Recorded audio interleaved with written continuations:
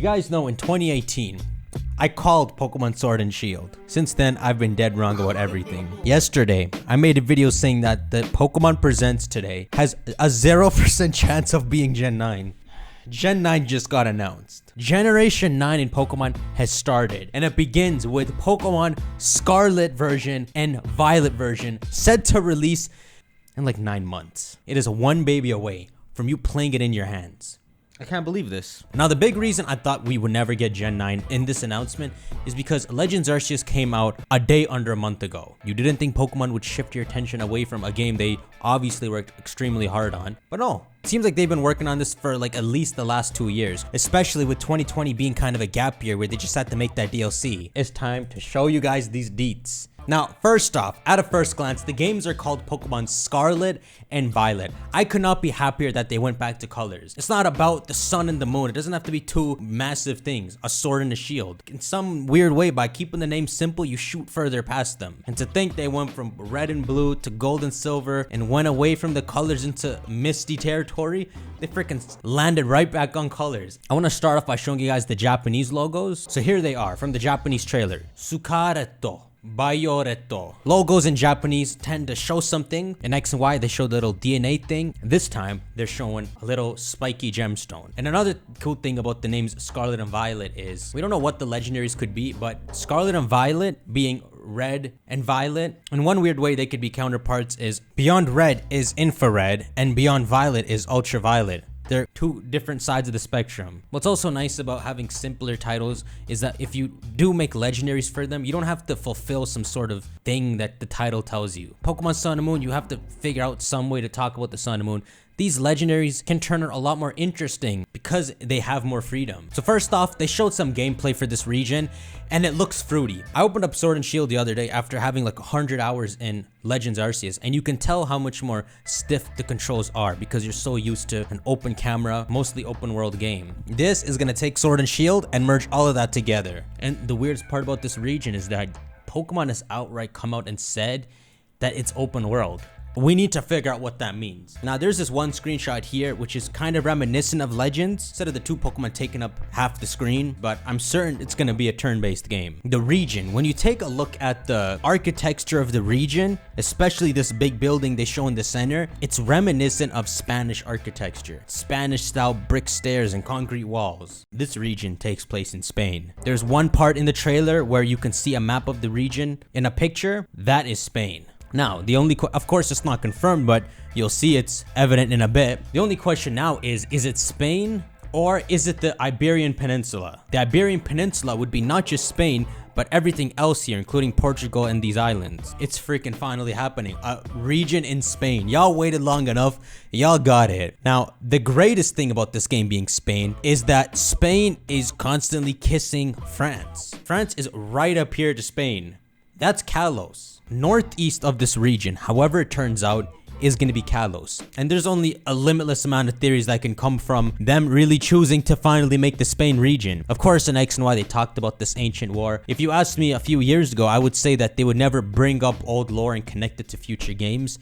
But then we had Legends Arceus, where they messed with the lore like an actual fan for once. I don't know. In terms of ideas of what Crimson and Violet could represent, in my head, Violet makes me think of a noble and strong color, and Scarlet makes me think of the color that's on the fence. The starter Pokemon. We have been introduced to the first 3 Gen 9 Pokemon, and I have to say, seeing these 3 gives me straight up X and Y vibes. Not Sword and Shield or Sun and Moon vibes, but that weird what is happening X and Y vibes from 2013. And this is where you're gonna realize this really is the Spain region. We got Sprigatito.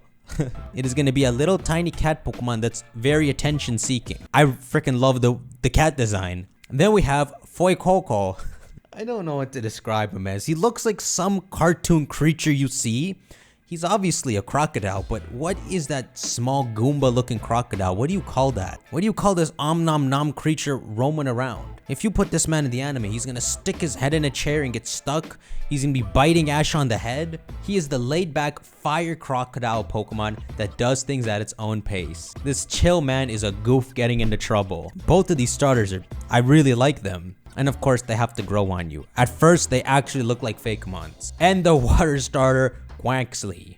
You have to say it like that. What is his problem? What kind of stern pilot, cop, ship captain? This man is directing traffic. This man is so proud I can't withstand it. This is possibly the most prideful Pokemon to exist in all 900 Pokemon. He's so proud Zacian and Zamazenta will bow to him. He's the earnest and tidy?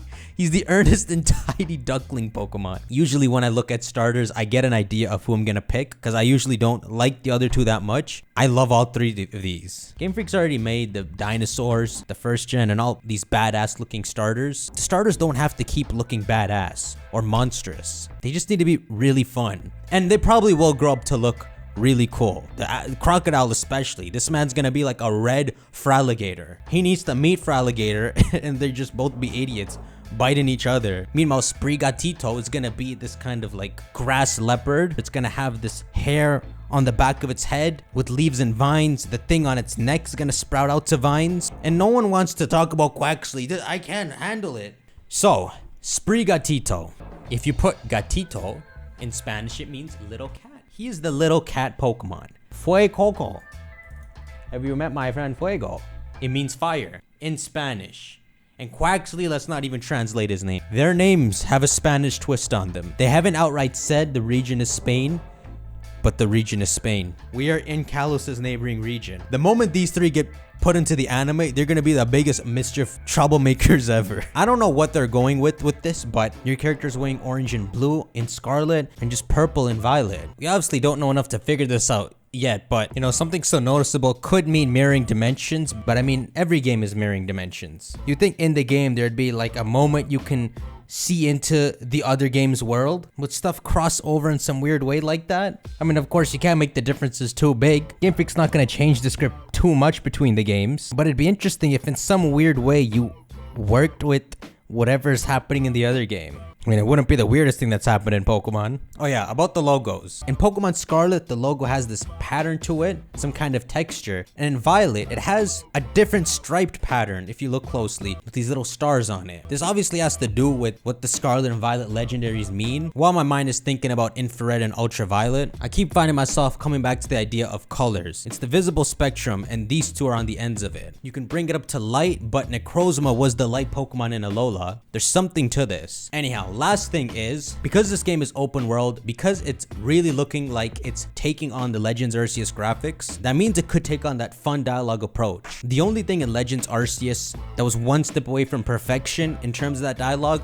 was voice acting. I don't know if Game Freak's ready for it yet, but if they voice act in this game, which you can mash A through, but just makes the characters feel more real, then we're into some sick territory. And in the trailer, we've seen Pokemon from almost all the other regions, including Galar and everything, so it just builds on. And what that also confirms is that it's not going to be like Black and White where they force you to use the new decks. We're going to have the old Pokemon mixed in with it. I know no one was a fan of Stone Gen, but he's got his own scene in the trailer with the whole desert, so shouts out to you, bro. Well, that's it.